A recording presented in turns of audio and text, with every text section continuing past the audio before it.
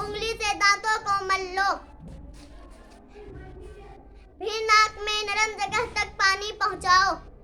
پھر بائیں ہاتھ سے ناک صاف کرو.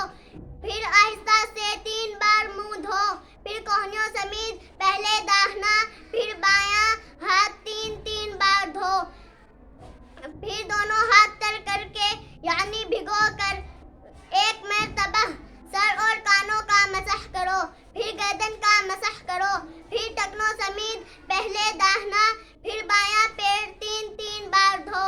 وضو کے بعد یہ دعا پڑھو: اشہد ان لا الہ الا اللہ وحدہ لا شریک لہ واشہد ان محمدا عبدہ ورسولہ.